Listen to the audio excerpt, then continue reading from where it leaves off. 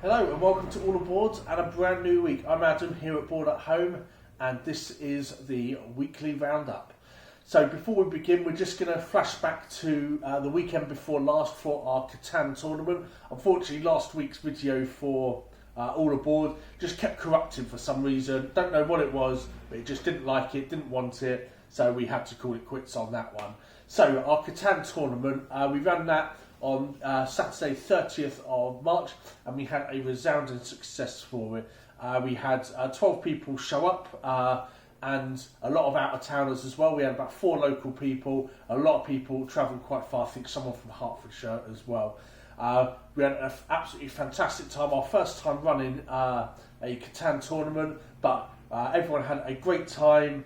We got our winner as well, who's been given the invite for the National Championships at the UK Games Expo later in June this year. And following on from the success of that, we are pleased to announce that we will be starting our own in-store championship for Catan. We will be looking at running a monthly tournament for this, where you come along and you can win trophy to show off how amazing you are at Catan, but we will be looking at running something on a monthly basis here on out. So once we've figured out exactly how we would like to do it, we will put all the details up on our social media and of course via All Aboard as well. So do keep an eye out for details on that. If you missed out on coming along to the national qualifier, there will be further chances to come along, play some tournaments Catan. So on to this week. Of course, we do start with our product highlights. So we're going to start off here with Wyrmspan. This is the latest game from Stonemaier Games, and we got to finally sit down and play it. I've had so many games on my list that we've been going through.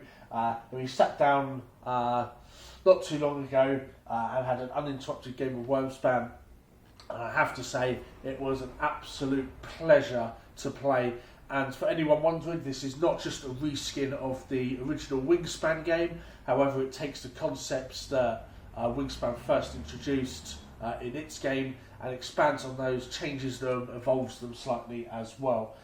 You've got the fantastic hand-drawn art reminiscent of the art style from the original game, but apart from that, it really is its own game. It really wants to be its own thing, and it does it so well.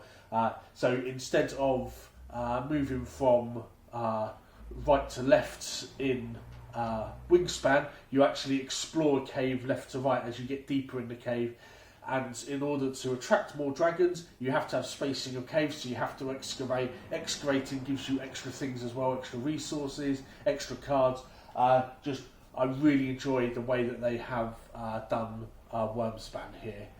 So that is that one from Stonemaier Games.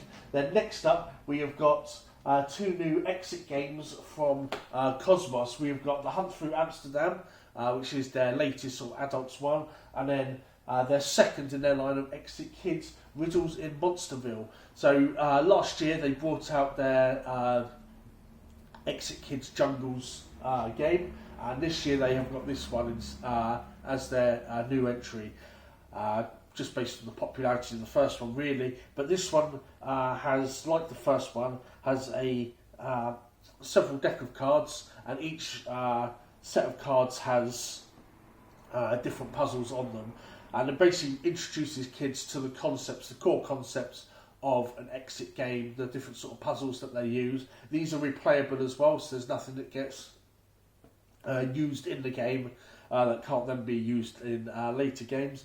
So really good fun for kids. And if you've tried out Jungles, I can heartily recommend this one. If you haven't tried out Jungles, come grab this one as well. Anyway, so just some absolutely great little puzzles in there for kids.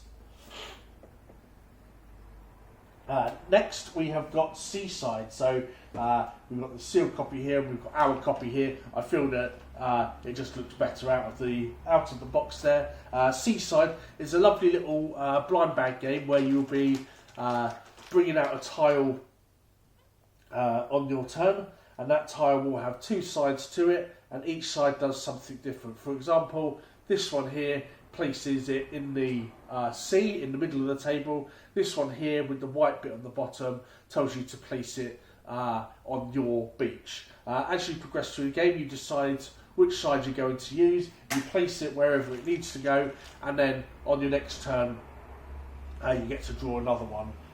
Really fun little set collecting game as well. As you're progressing through the game, you ideally want to be collecting as many of these tokens as possible, and they can be won in a variety of different ways. Really, really good fun, lovely, simple game.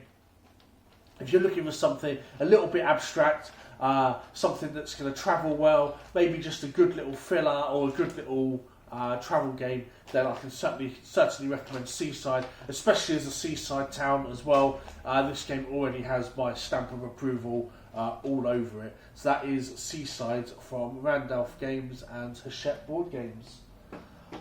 Our next one is Evil Corps. So this one plays from 2 to 4 players. If you're playing 2 or 4 players, it's 1-on-1 or 2-on-2. If you're playing 3 player, it's sort of 1 versus your each of your neighbours.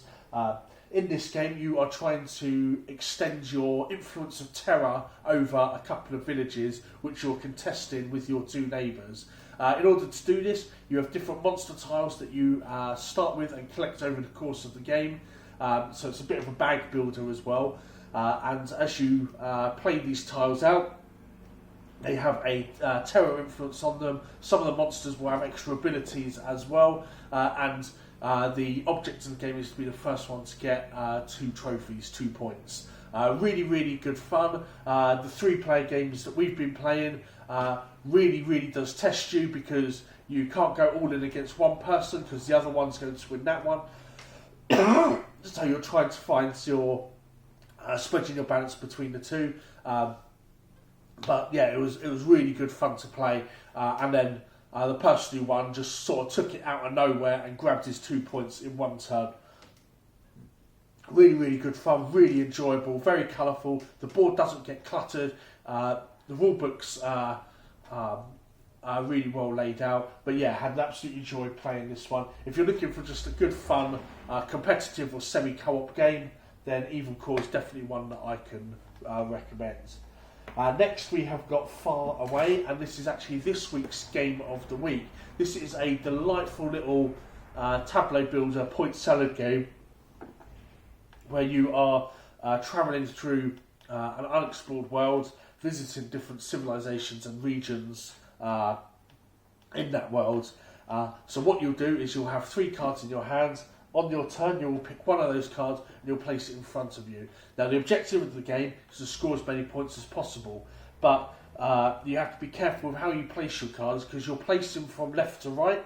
But in the game, when you score, you turn all the tiles down, so you turn everything face down, and then you'll be scoring from left to right.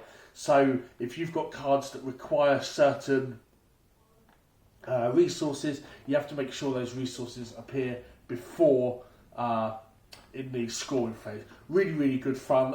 You have these extra cards as well that you can get to help bolster your scoring capability, as well as some extra end of game bonus points.